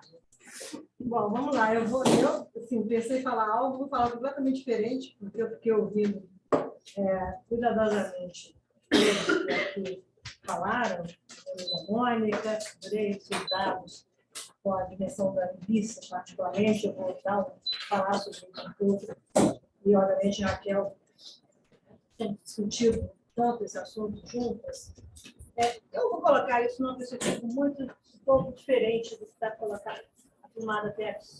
Minha preocupação não é lidar somente com o curto prazo, que está traduzido, tudo que foi falado aqui sobre o desmatamento. O desmatamento é um grande, chama-se guarda-chuva, que faz a Mônica dizer que a bancada na Amazônia não vota com essa agenda, faz você apontar todo o processo de formação de milícias e de processo internacional, faz a Raquel tocar na questão dos direitos civis, desigualdades, etc. A primeira provocação aqui, eu acho que o momento que o Brasil vive hoje é um momento de uma decisão estratégica por parte da nossa sociedade, que nós temos que nos ver no futuro. Nós temos que entender que o Brasil não é o país do futuro. Por favor, eu cresci com isso, nós crescemos na geração essa, né? Eu cansei disso. Não tem do futuro, tem no futuro. Tá? Então, se a gente olhar toda a discussão internacional, eu vou começar pela discussão internacional, cada questão climática, etc., o que a gente imagina de um país em 2030? Não é um país sem desmatamento somente. Também vai ser muito complexo. Estou avisando que não será nada trivial. Eu falo isso pela experiência própria, que tem as menores taxas de desmatamento da minha gestão. Foi exatamente quando o IBAMA mudou o Sistema Brasileiro de Inteligência. Nós mudamos, tínhamos a interrogação com os senhores militares de uma maneira completamente diferente do que vocês estão expostos hoje. E foram muito eficientes trabalhando com isso. Mas, de qualquer maneira, a primeira provocação aqui é que não existe condições de lidar com tudo isso se a gente não tiver uma repactuação da sociedade sobre o futuro e sobre os problemas que nós temos que resolver agora, tá? Para que em 2030, vamos colocar o horizonte 2030, que é internacional, todo mundo fica falando, a gente tenha novas condições na mesa para entender um país melhor, ou um país que tem trajetórias, se ver livre dessas coisas do passado, e entender o que ele quer ser como país. Então, se não tiver minimamente uma conversa, e não é só sobre a Amazônia, é sobre o Brasil, tá? Ou seja, uma repactuação pelo futuro, né? Uma coisa distante. O que nós queremos nas instituições? Tá? Essa dicotomia, essas falsas disputas, não há solução para o Brasil se nós não tivermos forças armadas legitimamente estruturadas e sem politização. Como não há solução para o Brasil se nós não tivermos estruturas no setor público que funcionem para prover as suas competências constitucionais. mesmo que isso seja um processo, e esse processo tem que estar traduzido não só na União, mas no sentido federativo do país. E entender as fragilidades. E aí, a primeira provocação é um Sistema Nacional de Meio Ambiente colapsado. Tá? Ele já vinha no processo de planificação, porque o CISNAMA é um sistema muito bem concebido, antes da Constituição de 88. Ele foi recepcionado, quer dizer, a Constituição recepciona o processo centralizado, etc., nas novas competências concorrentes, etc., etc., mas não tem transferências obrigatórias financeiras, econômicas financeiras, para os estados e municípios, como quando se concebeu o SUS, você o fez. Ou quando você concebeu o processo de educação, de segurança pública, você o fez. Ou a gente entende meio ambiente como a Constituição define, como bem público e conjunto de toda a sociedade brasileira, não é assim? Não sou nem errado, né? Você me corrige aqui. Tá? Ou a gente entende isso e pactua a partir disso, e, portanto, o pacto para a sociedade, que passa pelo Congresso também, passa por uma discussão de acabar com esses puxadinhos de interesse, um bando de puxadinho de interesse doméstico para resolver um negocinho, não sei aonde, e a discussão é nacional. Tá? O cara quer resolver o problema do conjunto de borracharia da BR-63. Vai para o Congresso Nacional. Tá? Enquanto o problema de discussão estratégica do comércio internacional do Brasil, ninguém quer discutir. Acha que é um problema do exterior querendo criar pressão para a gente. Não tem um estrangeiro desmatando a Amazônia. São todos brasileiros. Então, em vez de dizer que francês, que alemão, não, quem está desmatando somos nós. Por favor, acordem. Acordem. Quem está desmatando são os brasileiros. Quem está pactuando com o crime organizado são os brasileiros. Quem é parte de milícia são os brasileiros. Não é isso? Está errada? E quem é preso na Guiana Francesa ou na Venezuela são os brasileiros. Vai lá ver quem são as pessoas que estão presas. Pega lá o RG, para ver se tem alguém falando de jesuíta que a pessoa ouviu. Está falando que estou fudido mesmo. É isso que está falando, porque foi preso. Então, vejam a dimensão do problema que o Brasil tem hoje como Brasil. O Brasil tem que se ver como país. Nós temos que nos vermos como sociedade. E para nos vermos como sociedade, nós temos que entender o que significa falar de desigualdade, o que significa falar do Amazônia como um ativo estratégico contemporâneo do país, as singularidades do Brasil. E uma das singularidades do Brasil é a Amazônia. E se é uma singularidade, significa que não repete no mundo. Isso quer ser singular. Você não vai achar as mesmas condições da Amazônia, nada disso, em outros países do mundo. Então, nós temos que ter uma audácia, como povo, como sociedade, de dizer como é que nós queremos solucionar as coisas e como é que nós temos que enfrentar os problemas que lá estão. Quando você fala, Raquel, dos direitos civis, que fala, no fundo, você está falando de uma coisa que todo mundo aqui critica, mas não sabe ter uma solução, mas quando você vai na região, e o senhor sabe disso, tem gente lá, 40 anos, poceiro, esperando o título, tem um apagão de caneta na titulação do país, que o INCRA não consegue, nem que ele queira dar, porque ele vai ser processado, mas na lista agrária ele não consegue dar, por causa da insegurança turística que a lei gerou, de tanto puxadinho, que esse poceiro, que poderia ter direito, se mistura com o grileiro que está desmatando agora. E todo mundo aqui dá as passeatas, dizendo assim, fim da grilagem da Amazônia. Não se faz omelete sem quebrar ovos. No dia que vocês me contarem como é que era, até vou entender. O Brasil terá que entender o que está acontecendo ali, inclusive nós, ambientalistas. Tá? Tem que ter novo ambientalismo na disputa política, porque senão é a Mônica bem repetida. Isso é um problema de esquerda. Vocês não resolvem os nossos problemas, vocês criam o problema para nós. Eu estou falando do médio, estou falando do pequeno, que está esquecido lá, que se prostitui por crime, eu estou usando a palavra prostituição, está por R$5. R$5. Não é o cafezinho aqui da esquina. Quando você não tem renda, quando nós fizemos o Bolsa Verde, que está medido e avaliado, que contribuiu para a redução do desmatamento, é uma renda de R$100. Eu olhava e disse, isso não é possível, eu tenho que ficar um pouco e é possível. Faz a diferença. Então, há que ter, para discutir qualquer coisa, uma consciência do nosso papel, da nossa responsabilidade de fazer do país, um Brasil, um país que seja mais justo, inclusive, sustentável, de baixo carbono, vegano, vegetariano, se vocês quiserem. Mas, pelo amor de Deus, não pode ser um comportamento do passado. Nós estamos trazendo o passado para o presente e achando que, com o desmatamento, com o controle e fiscalização, a gente consegue resolver a polarização pela Amazônia. Não é verdade. Não é, desculpa, mas não é verdade. Nós vamos ter que fazer uma grande pactuação na sociedade, e essa pactuação é necessária para lidar com essa singularidade, essa audácia do Brasil de propor caminhos, e lidar com o tempo. Não é aceitável que o governo brasileiro, não, eu digo isso para os funcionários de carreira do Estado brasileiro, como você é, como vocês são, e outros aqui que precisaram para estar. Não é aceitável que o ministro de Estado do Brasil apresente como plano de desmatamento da comunidade internacional reduzir 50% o fim do desmatamento em 2028, no ano reduzir 50%. Não é aceitável. Isso é imoral. Isso é amoral. Isso faz o Brasil menor. Isso é inaceitável. Incompreensível. Incompreensível. Não tem estatura para falar do Brasil. E é isso que tem que ser dito à sociedade. Não é por uma questão política ideológica. Não, isso é funcionário do Estado, não precisa guardar nenhum partido político. Não é aceitar. Você está lá fora, você está representando toda a sociedade. Não tem gracinha, não tem bonitinho, gente. Não é assim. Não vem achar que tem fantasias. Porque o mundo tem cheio de bad boys, está cheio. Mas é em cima de dados, de realidade. Segunda-feira agora vai ter reunião do G7. Dos ministros de Relações Exteriores, de ministros de Comércio Internacional do G7. Eu vou falar, fui chamada para discutir isso. Sabe qual é o estudo? Eu vou dar aqui em primeira mão.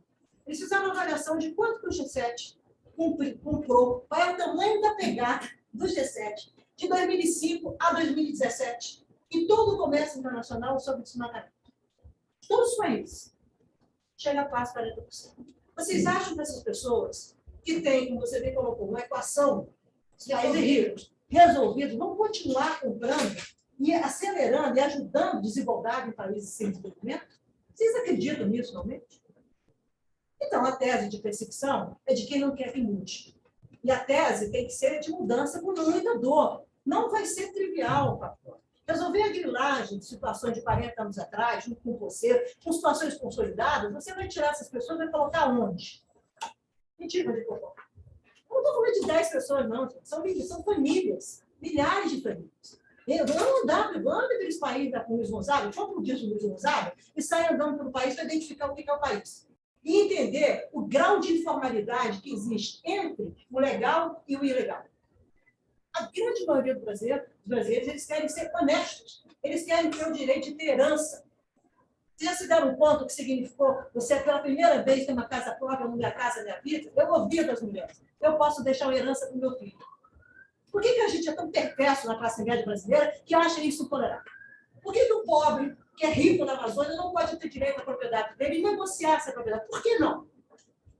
Por que não? Por que eu continuo dando áreas de concessões para ricos e milionários e não atendo a maior parte do governo com isso? Por que eu não faço? Por que a sociedade brasileira não tem coragem de fazer isso? E quer continuar disputando o crime ambiental?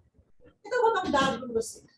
75% da carne produzida no Brasil são consumidas por nós. Quem for vegano e vegetariano, tudo bem, façam fotossíntese. Mas quem gosta de um churrasco, como eu, tá? Eu assumo, não tem nenhum problema, eu como carne no Brasil, e 75% são produzidos aqui, tá? E eu não tenho rastreabilidade, eu como carne vindo do desmatamento. Então, antes de eu querer vender uma coisa para o francês ou para o irlandês, eu quero que quem for carnívoro, que segue a cadeia biológica, que o biólogo não pode defender, tá? Que segue isso, você tem o direito de comprar algo sem desmatamento, sem trabalho escravo, sem desigualdade, etc. E seja capaz de remunerar.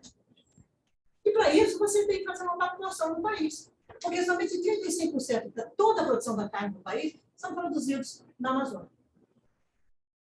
Então, assim, não tem historinha para contar. Não tem história. O crime ambiental, até 6 anos atrás, tinha uma dimensão. O crime ambiental hoje tem outra. Todos os relatos foram colocados aqui. Quando a gente discutiu em 98 a lei de crimes ambientais, eu discuti. Tá lá. Tinha uma dimensão. O crime ambiental hoje está associado ao crime organizado. E está associado ao crime organizado, me parece, que é um conjunto de redes, que são redes de crime internacionais, são redes internacionais de crime. O tráfico de animais é um deles. Não é só a cocaína. Essas redes internacionais, elas estão coligando, fazendo alianças, vou ser mais simpática, assim, alliances, falar em inglês que fica sofisticado, tá? Com toda essa turma que hoje mora onde? Mora em todas as capitais, frequenta as nossas salas, né? Você acha bonitinho, porque você não sabe que o cara é bandido. Que é bandido. Então, Ou a sociedade vai ter que chegar no meu entendimento e falar assim, ó, eu vou arrumar isso aqui, eu vou tolerar. Nós vamos errar, gente, não tem precisão. A incerteza cobre o crime. Por isso que é tão incerto.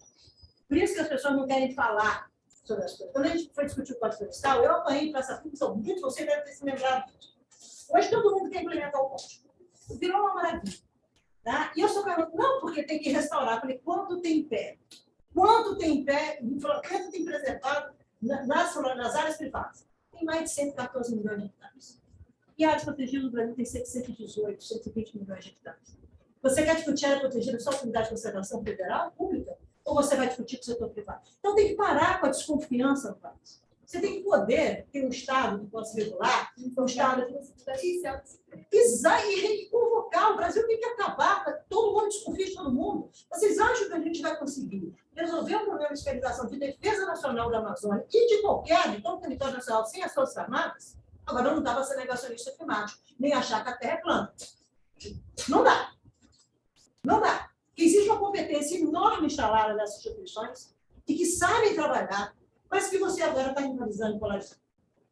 Isso tem que acabar no país. Você não vai construir soluções nesse país polarizando. Brigue em outra coisa. Sei lá, Flamengo, Fluminense, era tradicional. Não brigue com o meio ambiente, não. Isso que é a Mônica sinaliza que todo mundo vê isso como uma pauta de esquerda. Quem vê como pauta de esquerda, porque quem quer que isso não voe, que isso não aconteça. Isso muitos são ambientalistas, tá? Tem muita gente verdinha que vive de problema, não vive de solução. E criar solução para o país é você deslocar a zona de conforto.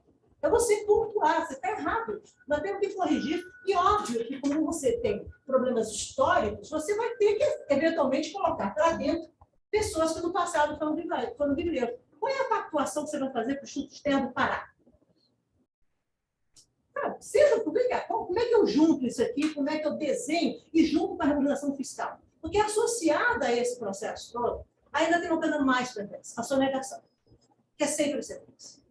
Então, nós, classe média brasileira, pagamos impostos e convivemos com uma situação de sonegação brutal pela ineficiência do Estado e pela nossa ineficiência política de olhar o problema e resolver o problema.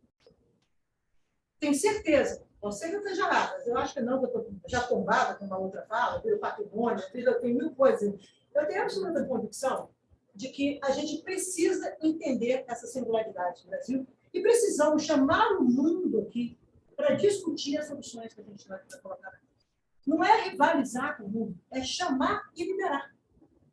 Você fez referências toda a década de ouro, né? Que eu tive a honra de viver. Eu chegava, olha, é assim, você desse jeito, o Brasil desse jeito, vamos combinar como a gente vai jogar junto. E todo mundo, tem mais gente querendo vir junto do que de gente muito separada. Na questão do crime, já que a gente não tem muito tempo aqui, na questão do crime, a equação não será criada. Tá? Não é reedição do PPC-DAM, tá? Não é contar histórias do passado. Nós temos que contar novas histórias do futuro.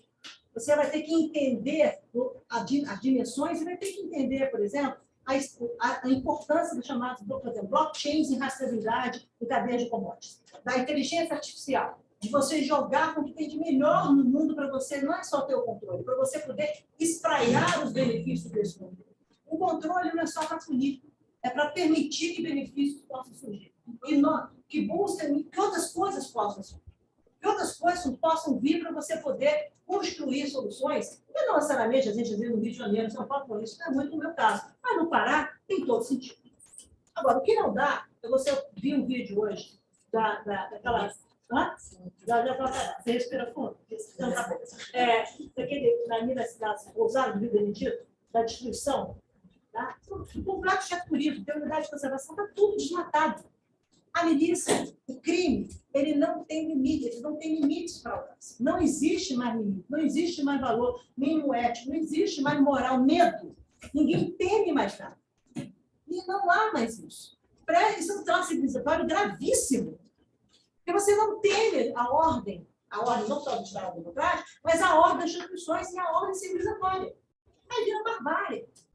Eu vi o vídeo hoje do Pará, eu fiquei estarrecido na região que eu conheço. Eu falei, o que aconteceu aqui? E os empresários estão lá, desesperados, empresários, gerando emprego, o ecoturismo, etc., com tudo destruído. Porque o tráfico de drogas, com o garimpo, tomaram a decisão, os dois tomaram a decisão de entrar e disseminar aquilo ali. Significa que não há, ninguém é mais temente a nada. está todo mundo dominado. A gente fala no funk, né? Está tudo dominado. Tá? No funk fala isso. Então, a discussão de crime ambiental no país é uma discussão que precisa mudar de patamar. Reconstituir banco, afundar, tudo isso eu concordo. Mas tem uma coisa aqui, que talvez seja nova para o Renato, sempre insiste comigo. Você vai ter que repactuar um cisnão olhando os sistemas federativos, talvez o próprio sistema de segurança pública do país, num outro patamar. Que está cheio de falácias, um bando de puxadinho, estou olhando para o senhor, marcando o senhor, coitado. Tá? Um bando de puxadinho, tudo feito. Para quem tem experiência em gestão pública, gestão do Estado, não fica em pé. Você precisa, de fato, entender que sistemas são esses e qual é a pactuação que você vai fazer por 5 anos, por 10 anos, por 15 anos, de tal maneira que as instituições elas existam e elas não tenham retrocessos. Não pode vir meia dúzia de 3 e destruírem tudo dizendo que é assim.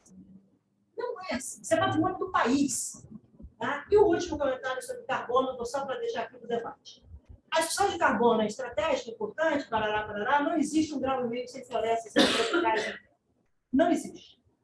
Então, toda a discussão de segurança climática do planeta vai passar por uma discussão de arranjos estratégicos sobre florestas. Tá? Daí as alianças com países florestais. Em 92, quando se tentou uma convenção de florestas, vejam que é a diferença. Em 92, a gente fez um acordo de clima, a convenção de clima. Tinha também na mesa a negociação de uma convenção de florestas. O mundo rejeitou, com o argumento que nem todo mundo tinha floresta. Saiu uma declaração de florestas. 30 anos depois, o mundo quer ter uma discussão estratégica sobre florestas. Perdemos 30 anos. No custo de todo mundo. Então, o que eu quero chamar aqui a atenção de vocês é o seguinte. A discussão sobre carbono ela é importante, relevante, desde que você tenha uma estratégia do que você quer com isso. Eu negociei para isso, eu sei muito bem o que a gente colocou lá. E, obviamente, quando você entra nas florestas, você tem 3 situações. Uma, recuperação, regeneração, restauração, parará, perfeito. Mercado de carbono, soluções baseadas na natureza, voluntário, regular, etc. A segunda são as frentes de desmatamento. Tem o famoso RED Plus, que o Brasil foi o país que propôs isso, tá? Que é o que dá origem ao Fundo Amazônia, mas que tem tempo de vida. Porque se a gente quer desmatamento zero, essa é a ambição do mundo, o RED Plus é um mecanismo que vai durar um X tempo, ele não é permanente. E tem os estoques de carbono. E esses estoques de carbono não estão devidamente avaliados no sentido do Acordo de Paris, porque no artigo 6 a gente fala de adicionalidade para mercado de carbono. E os estoques não existem.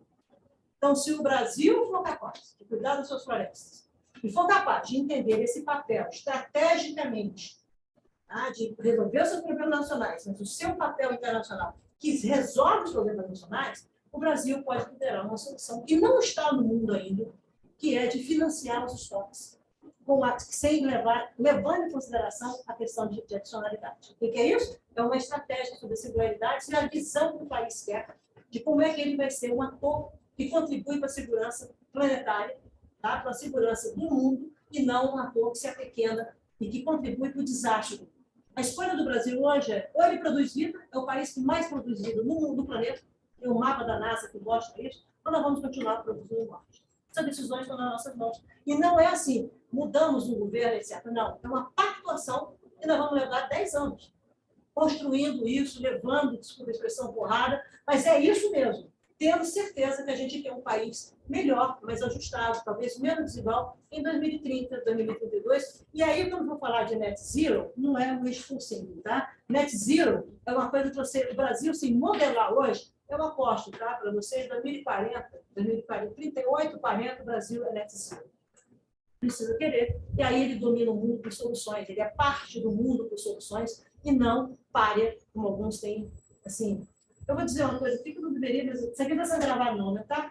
Então não posso falar. Não posso falar. Mas depois que não vai gravar. Só quero observar isso porque me parece que a gente está perdendo muito tempo. E não tem tempo para comprar. O Brasil é um país que tem que sair do greenwashing para o green doing without greenwashing. Tá?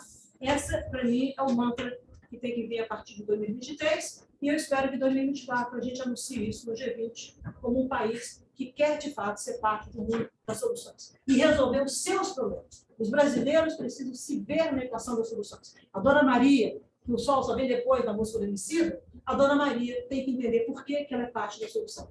E acabar com esse papo de achar que o mercado de carbono, etc., etc., a gente fica aqui no Taim Bibi, tomando drink, falando de mercado voluntário. Isso é fake green. Isso não é o green que nós precisamos no Brasil. Muito obrigada.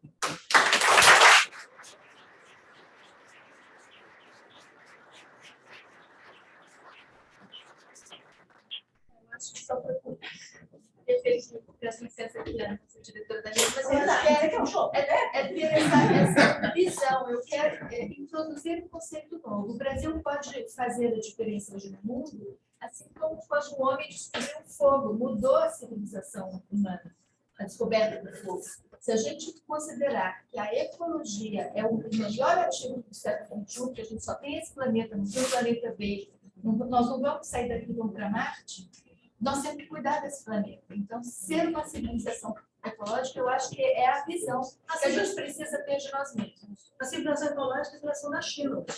É, Só no projeto de desenvolvimento da China até 2032, chama civilização ecológica. isso, mas eles não têm um ativo. Não, tem o nosso ativo. Eles estão... Agora, como eles precisam da gente, imagina que equação sensacional do Green Global South, se a gente trabalhar Exato. E outra, se a gente aderir ao mercado de carbono deles, é uma outra estratégia, mas se a gente criar o nosso mercado de carbono, querendo ser uma civilização ecológica que lidera esse processo civilizacional no mundo, aí eu acho que a gente tem chance de enfrentar, Renato, os mercados ilícitos e a violência que existe hoje na Amazônia, que é o tema dessa mesa.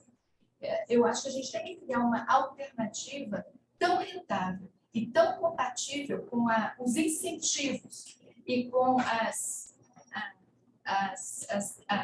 a propensão a participar de algo que é ilícito, mas que lhe dá dinheiro fácil, e construir um modelo novo, mas que seja bom para todos.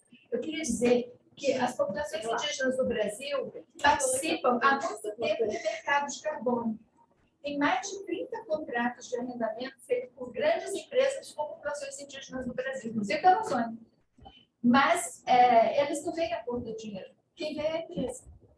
Então, na prática, eles não participam do mercado de carbono. O projeto que está no Congresso Nacional também alija, na mesma lógica, de garantir bens e participação em alguns mercados apenas para os ricos e os grandes proprietários. É a mesma lógica. Nós vamos reproduzir aqui, nesse modelo de mercado de carbono que está prosperando no mundo e em projetos de criação no Brasil, o modelo de legislação de regime de leis que levou o nosso país a ter esse nível de desigualdade e de violência que nós temos hoje. Esses nós que os países de primeiro mundo resolveram para eles, nós não resolvemos aqui internamente. Por isso, a minha proposta é de ter uma visão clara e de mexer nas leis discriminatórias. Gente, deram Inspirou? isso, então por aí, ó. Deve pra gente mais uns 10 minutinhos, acho que a gente consegue plantar umas 2 perguntas. A gente faz uma rodada. É só opção em banheiro e voltar, mas a gente fica aqui. Diga, Cláudio. Gabriel. É uma pergunta barra comentário que conecta acho, todas as falas, no sentido de que essa visão que Isabela, a doutora Raquel traz, somadas com os diagnósticos da Mônica e do Ayala, ela passa pela política formal. Ela pode ser construída com outros elementos, mas ela passa pela política formal. No comentário da Ayala e da Mônica, quando a gente pensa no processo de política formal na Amazônia, o diagnóstico de vocês olha para a esfera federal. E o Ayala sabe muito bem que, do ponto de vista da política local, várias das conexões com o que você apontou vão chegar nos políticos, em nível local. Quando a gente desce essa dimensão da constituição do pensamento político ideológico para o nível local, isso se dilui. Mesmo do ponto de vista da fidelidade partidária que a esquerda coloca para a agenda ambiental, a gente teve alguns casos recentemente que a esquerda em nível local não vota conforme a esquerda em nível nacional, né? Então, quando você chega mais próximo da base, onde os problemas reais estão se colocando, a política formal tem mais dificuldade ainda de manter a coerência do seu posicionamento. E é mais comentário. Como é que a gente começa o processo de conexão com a política local? Porque a gente está tendo uma dificuldade enorme. A gente consegue sentar nos gabinetes de Brasília e ter essa conversa, buscar compromissos, assinar, e etc. Consegue achar caminhos do ponto de vista narrativo com os partidos de centro e direita. Na hora que a gente vai para campo, e aí a realidade se depara com o que está acontecendo na região, a gente tem uma dificuldade muito, muito grande. Então, do pensamento de vocês, do que a gente colocou aqui, tem elementos que vocês vislumbram mais imediatamente para a gente fazer o diálogo com a política formal em nível local, superar essas questões de conexão com o crime organizado, com outros elementos, e até do ponto de vista da teoria política. Tem algum elemento que vocês conseguem enxergar que ajuda a gente a, em 2023, fazer essa conversa em outras partes? Vou só perguntar se tem mais alguma pergunta.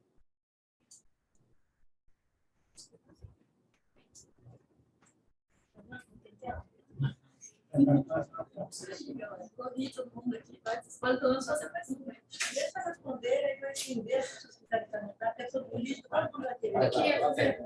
Rafael, acho que. Quando a Fera tá assim, sai. Eu sou Tainá, da Conecta dos Direitos Humanos. Eu queria fazer uma pergunta um pouco sobre essa perspectiva de conseguir construir um Brasil que se assemelha a uma civilização ecológica dos países de primeiro mundo, né? Um pouco de como a gente vai conseguir blindar essa corrida que o primeiro mundo já está fazendo para conseguir onerar ainda mais o Brasil para garantir a sua civilização ecológica. Porque, ao mesmo tempo que eles estão fazendo toda a redução do uso do combustível fóssil, garantindo que eles consigam criar bancos de investimento e de desenvolvimento, né, que invistam em energias renováveis nos países subdesenvolvidos, essa energia renovável já está vindo para cá lotada de violações de direitos humanos, sendo colocada dentro de comunidades extrativistas, de comunidades quilombolas e comunidades indígenas, sem a garantia de consulta livre prévia informada, sem a garantia de compreensão por parte das comunidades de para que serve essa energia, e onerando ainda mais as comunidades acerca dessas energias renováveis. Então, o que parece é que as soluções que são postas para que a gente consiga reduzir os impactos das mudanças climáticas ainda oneram mais essas comunidades que não conseguem fazer parte, porque elas não têm o mínimo de informações para fazer parte, e a gente continua legitimando esses mesmos países de primeiro mundo nessa perspectiva de que eles estão dando exemplo para a gente e a gente vai conseguir ser autônomo nessa história, quando a gente já está recebendo essa oneração daquilo que eles estão vendendo enquanto soluções renováveis para o nosso problema. Então, eu queria saber se vocês acreditam que tem como a gente conseguir fazer um futuro que blinde isso e que a gente consiga uma autonomia com o mínimo de garantia de direitos humanos para essas comunidades que vão ser as mais oneradas, porque estão nelas as riquezas que não só a gente precisa, mas que o mundo inteiro precisa. Estou até pensando aqui qual que eu vou usar para te responder. Nossa, a gente pensa na frente volta. Acho que tinha o Rafael. Eu acho, dada a complexidade das perguntas, Agora deixar um barzinho. senão eu vou levar a sério como a gente puxou, e aí eu faço a pergunta depois do intervalo. Sexta-feira para a pessoa do Rio, é difícil. Eu acho que está fazendo calor em São Paulo. Tá uma coisa assim, Está bem, A minha é simples, para o ministro Roberto Show, trabalha na Polícia Federal. Como proteger as instituições? Como proteger as instituições? Simples. A gente viu o que aconteceu. Como o Rio tão fácil, né? A pergunta está lá, ninguém me responde. Muito fácil. Pessoal, Se eu começar por lá, você fala por outro, já falou para caramba, você está explotado. Bem, Abel, eu detesto esse documento, porque, de fato, isso acontece. Né? Tiveram no caso, por exemplo, o Marajó, na eleição ao prefeito passada, o candidato prefeito era do PSL, e o vice era do PT. Só para você ter uma ideia como está sendo o que está falando. Enfim, mas assim, eu sou de comunidade quilombola, eu sou quilombola do município de Negapi, que é onde eu Pixondeu. Nós temos o movimento nacional de Palumbo, que é um coletivo que ele trata das comunidades quilombolas do estado do Pará, com todas as complexidades que tem. E esse ano nós resolvemos, inclusive, lançar uma candidatura coletiva para federal e para estadual.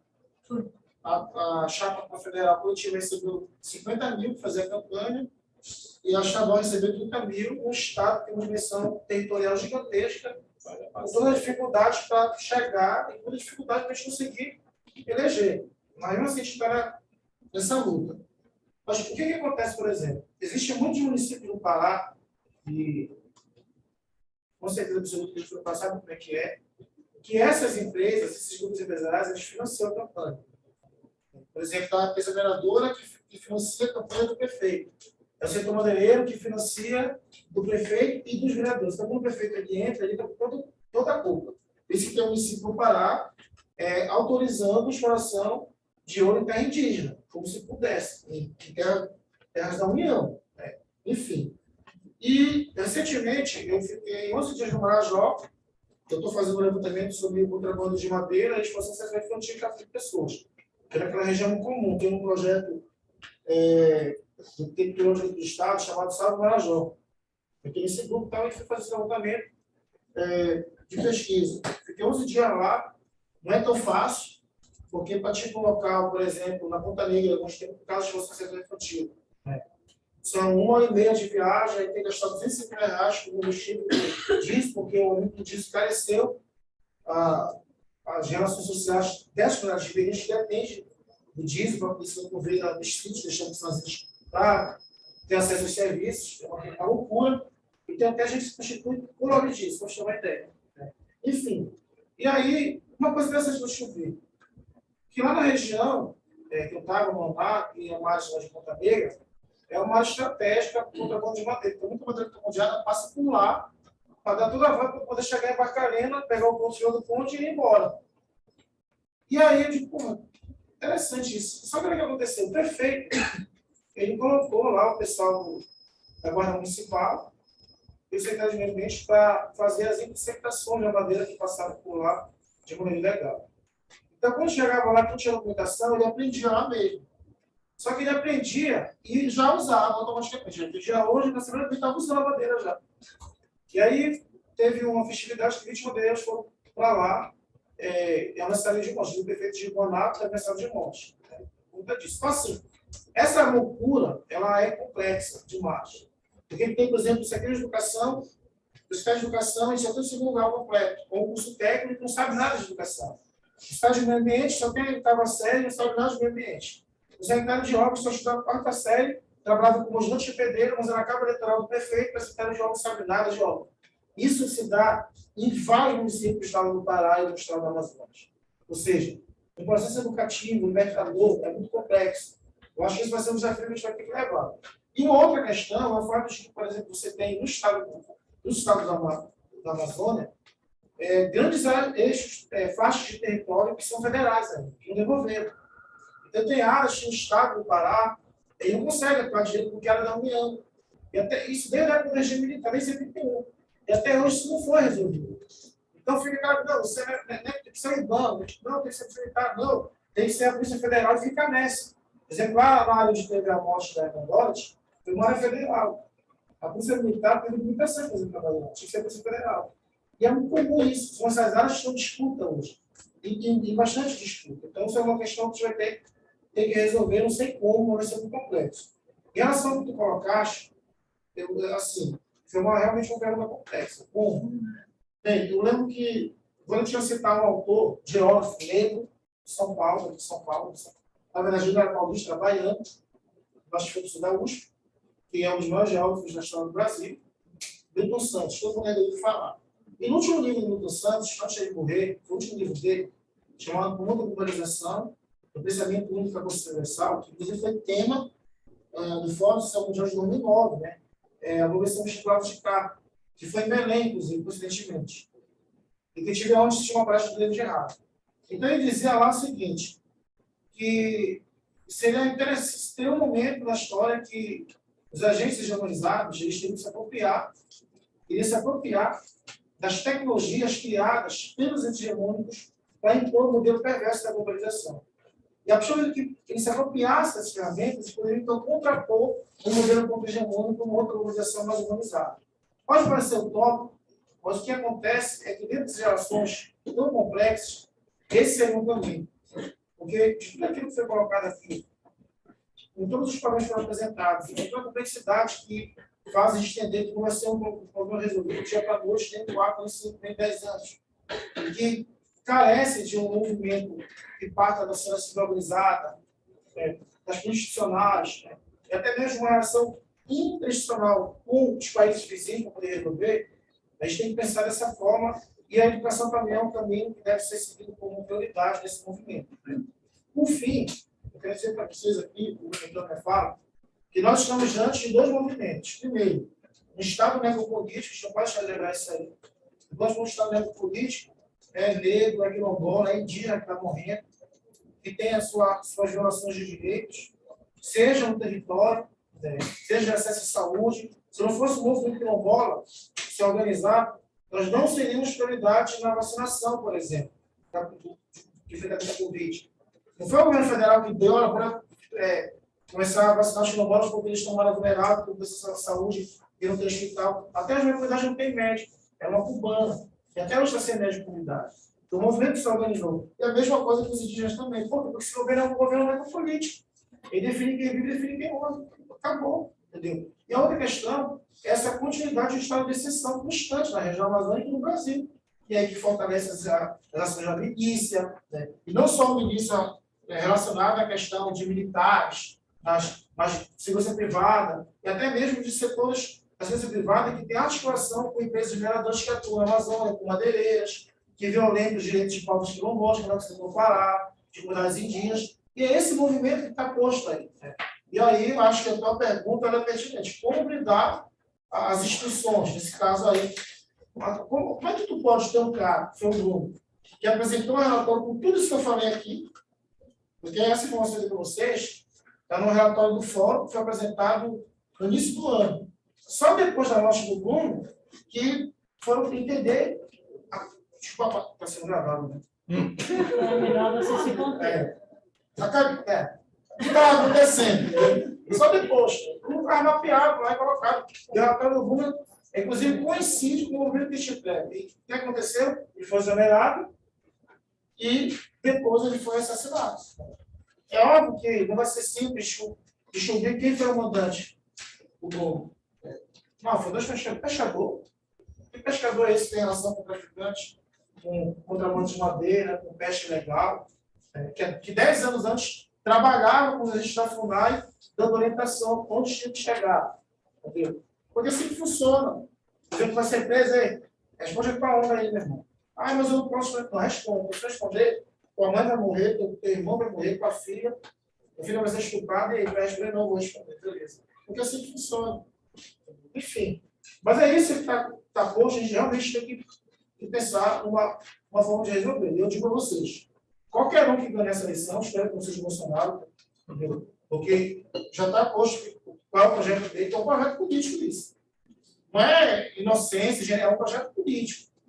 Porque para a agenda neoliberal, a natureza, indígenas, quilombolas, ribeirinhos, não podem ser um obstáculo para o desenvolvimento do capital e para a acumulação. Quando esses agentes se colocam obstáculos, têm que ser eliminados. E aí entra a política de exceção. Esse está colocado aí. E essas várias conexões são propositais. Porque esse é o grupo que alimenta toda a estrutura política desses grupos, para poder eleger deputado federal, porque o deputado federal miliciano no Pará, entendeu? Que vota contra as normas ambientais. Porque a gente tem vereador, tem relação com milícia, prefeito, por aí vai. E assim funciona. E aí eu acho que é uma pergunta que eu vou ficar refletindo realmente como. É complicado. Mas enfim, essa é a observação. Pessoal, a gente encerra o tempo. Vocês gostariam de fazer um minuto e aí realmente. Gostariam de fazer só um encerramento? Não. Vou expulsar a gente da sala. Isso. Eu acho bom. Já, o Betel já sinalizou e a GV nesse ponto. Tem Bedel? Tem aula, tem Betel. Tem aula na sequência que vai usar Você dessa aula. senta aqui e aprende um pouquinho com a gente. A gente vai preso, você já. Eu posso te dizer que não tem uma aula que vai substituir que eu estou Substituir. A gente vai ser preso. A gente paga uma multa. Não, assim, não, eu posso falar 3 coisas para você, assim, para você. Seguinte, tem que separar a questão daqui, da perda de floresta, do desmatamento, tudo, no Brasil, no futuro melhor, 8 anos. Uma coisa é lidar com o crime, enfrentar o crime, PM, mecanismos, tecnologias, organizar instituições, isso tem uma série de coisas, crime ambiental, crime organizado, com questão de direitos, etc. A coisa que a Raquel apontou, e a Mônica falou também, isso bem na estrutura política, tá? Lidar com as origens do crime. Por que o crime acontece dessa maneira no Brasil? Não é atividade criminosa. Tá? E é o que foi falado aqui sobre direitos civis, sobre a questão de espaços políticos, de lideranças políticas. Segundo, Gabriel, para responder você, tá? Objetivamente, tem que solucionar os problemas. Essas pessoas que advogam contra os interesses coletivos, eles pegam um pedacinho do puxadinho lá do quintalzinho e fazem daquilo a São Paulo política. Como a ineficiência do Estado e da sociedade de prover soluções, como a questão de mineração fundiária, é indefensável que está conectado com os direitos dos seres humanos. É indefensável. Então, é claro que esse cara cresce misturado com o guerrilheiro da ponta. E ele vai representar os dois. Ou a gente tem a coragem de conhecer e enfrentar e falar, vai vazar de um lado, vai vazar do outro. Não tem problema. Você está tirando o poder político desse cara. Tá? Você tem que transferir, você tem que criar condições que permitam a transferência do poder político. Que outros espaços, outras pessoas se veem. Senão, ele continua a história do sindicato de borracheiro da BR-63. Tá? É tão simples quanto. Que derruba pautas. Okay? Terceiro aspecto para chamar a atenção aqui, foi que as instituições caem. Né?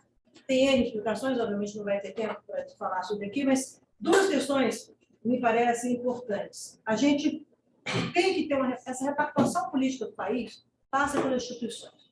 Minha geração defendeu a democracia e, portanto, essa terceira república, eu tenho muito orgulho de ter lutado por ela. Nós tocamos o sino na nossa geração. Nós estamos lá debaixo daquela bandeira, apanhando no concurso, tudo isso eu fiz. Tá? Então, é o seguinte, mas nós entendemos como geração que nós crescemos sem liberdade. Então, nós entendemos que nós tínhamos aquela pactuação política de 85, que levou a uma Constituição que leva a isso no país, precisa ser refeita nesse país. Onde as instituições ganharam seus novos contornos, do Ministério Público, tá? A Polícia Federal, a sociedade tem que entender a importância das instituições e só entenderá se as instituições prover benefícios para essa sociedade. Foi preciso, as pessoas discutiam no início deste governo o fim do SUS. Veio a pandemia, todo mundo foi entender a dimensão do SUS. Então, qual é o papel da Polícia Federal, qual é o papel do IBAMA? Não é só combater o crime, etc, etc. Tem um benefício, segurança. Por exemplo, segurança, bem-estar tem a ver com a Polícia Federal bem estruturada nesse país. Não é só se aparecer demandando por salários, como a gente, servidor público, aparece. Por isso que as pessoas contam as histórias, se quiserem, para desmontar isso facilmente. E a terceira questão que eu gostaria de chamar a atenção, muito assim, em torno do que a Mônica falou. Calma, espera. O Bedel, manda falar comigo. Manda o Bedel falar comigo. É o seguinte, não simples não. Eu vou olhar para ele, boa tarde. Mineração interna, vou pegar um tema polêmico. Mineração interindígena. Está na Constituição, artigo 231, veda garimpo. Vocês não percam a ideia de que o fato de que você tem que proibir, o garimpo já é proibido, interindígena, etc, etc, mas há interesses legítimos de exploração de minério nesse país. Teremos que saber, como sociedade, discutir esse assunto. Separar uma coisa da outra, não entender que não existe homogeneidade. O Brasil não é um país homogêneo, foi logo a visão dos senhores. Tá? E ter maturidade para o debate, tá? Apoiando as causas que a gente se identifica, etc., e não vilanizando, eventualmente, algumas soluções, tá? Porque todo mundo adora a discussão por pontos. Não entre. A política tem uma coisa muito sábia. Não se criem situações na política que não tenha saída. A gente não pode criar polarização, não cria saída. Cria disputa, densidade de poder nos polos. Não cria convergência. O caminho que as pessoas podem na negociação nunca é o que eu penso, o que o senhor pensa. É o que nós vamos negociar com todo mundo e vai sair uma posição que todo mundo vai ter uma maior aderência e adesão. Então, não dá para discutir a questão de soluções do Brasil sem democracia. Esse pacto pelo futuro é um pacto pela revitalização da democracia brasileira e é um pacto, sim, com uma interlocução política ampliada, tá? Concreta, com partidos, com bancadas, etc., etc. Valorizem as pessoas que têm mínimo de sensibilidade e toparem isso, tá? E abandonem aqueles que, na verdade, tratam dos seus interesses e não dos interesses coletivos. Acho que por aí, agora, tem 10 anos, depois eu me aposento, a gente fica net zero, né? E aí eles seguem solucionando o Brasil. Fica ótimo. Essa ótima geração, vocês são ótimos, os valores são ótimos. Agora, lembrem do seguinte, parem de panfletar coisas tipo, temos que participar do processo de tomar decisão. Vocês sabem que processo de tomar decisão vocês querem participar? Vocês sabem que tomar decisão encerra com responsabilidade? Que tem day after? Não façam discursos vazios. Não façam. Tá? Discurso, quando você entrar, tem que saber início, meio e fim e saber se posicionar. Tá? Porque senão, querido, credo. Bom, obrigado. Bom final de semana e viva os